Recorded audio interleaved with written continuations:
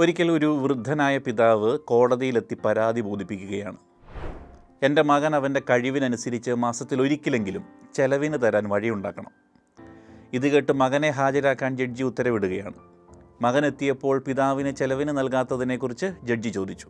അപ്പോൾ അവൻ പറഞ്ഞു, പിതാവിന് ധാരാളം സ്വത്തുണ്ട്, പിന്നെ ഞാൻ എന്തിനാണ് പണം നൽകേണ്ടത്?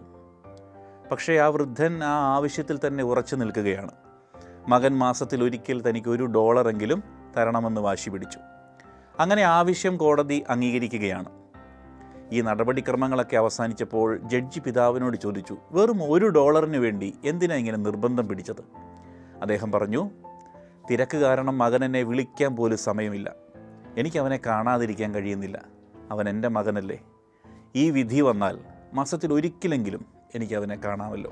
ഈ ലോകത്തെ ഏറ്റവും വലിയ സമ്മാനം സാന്നിധ്യമാണ്. അത് നഷ്ടമായാൽ ജീവിതത്തിൽ ഒരിക്കലും മറ്റൊന്നിനും നികത്താൻ കഴിയാത്ത ശൂന്യതയാൽ നമ്മൾ പൊതിയപ്പെടും. അതുകൊണ്ട് കൂടെയുണ്ടാകേണ്ട ആളുകളുടെ കൂടെ തന്നെ ആയിരിക്കാം നമുക്ക്.